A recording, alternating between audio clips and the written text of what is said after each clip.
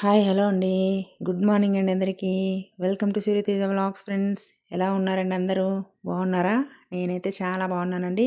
ఈరోజు మన వీడియోలో ఎగ్ రైస్ ఎలా చేయాలో చూపిస్తున్నానండి. చాలా ఈజీ అండి, ఇంకా చాలా టేస్టీ కూడా. ఒకసారి ట్రై చేయండి ఫ్రెండ్స్. ఇదిగోండి, దీనికోసం స్టవ్ పైన మందమైన కడాయిని పెట్టుకొని చూపిస్తున్న ఈ గరిటెతో 3 గరిటెలు అయితే ఆయిల్ అయితే నేను వేసుకున్నానండి. ఆయిల్ హీట్ అయిన తర్వాత 1 స్పూన్ ఆవాలు, 1 స్పూన్ జీలకర్ర వేసుకున్నాను. అవి కొంచెం ఫ్రై అయిన తర్వాత ఇవైతే 3 పెద్ద సైజు ఉల్లిపాయలండి. ఇవి కూడా చిన్న చిన్న ముక్కలుగా కట్ చేసుకొని వేయించుకోవాలి. ఇందులో ముందుగానే సాల్ట్ వేసేసుకోండి. సాల్ట్ వేయడం వల్ల ఆనియన్ అనేది బాగా ఫ్రై అయిపోతుందనమాట. చూడండి, ఇవి ఫ్రై అయిపోయినాయి. ఇప్పుడు ఇందులో 1/2 టేబుల్ స్పూన్ పసుపు, 1/2 టేబుల్ స్పూన్ ధనియాల పొడి, 2 టేబుల్ స్పూన్ల కారం అయితే నేనైతే వేసుకున్నానండి చూపిస్తున్న స్పూన్తో. ఓకేనా. ఇప్పుడు ఇది మొత్తం మిక్స్ చేసుకున్న తర్వాత నేను ఎగ్ రైస్ కోసం అయితే 3 కోడిగుడ్లనైతే నేను పగలగొట్టానండి. చూడండి, ఇప్పుడు ఇవి ఎంత వేగిపోయినాయి కదా.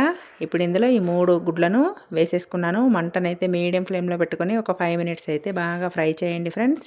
బాగా వేగిపోయిన తర్వాత ఈలోగా మనం రైస్ అనేది ముందుగానే ప్రిపేర్ చేసి పెట్టుకోవాలండి. రైస్ అనేది ప్రిపేర్ చేసుకొని పెట్టుకుంటే మనకి ఎగ్ రైస్ చేయడం 5 మినిట్స్ పనండి. చాలా ఈజీ కూడా, చాలా చాలా సింపుల్ ప్రాసెస్ అండి. ఏం వేయనవసరం లేదు.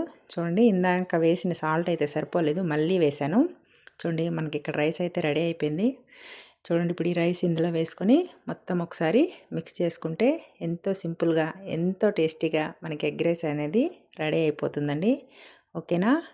మీకు ఎవరికన్నా నచ్చితే ట్రై చేయండి ఫ్రెండ్స్. లాస్ట్ అండ్ ఫైనల్గా ఫ్లేవర్ కోసం కొత్తిమీరనైతే నేను కట్ చేసుకొని వేసుకొని మొత్తం మిక్స్ చేసేసానండి.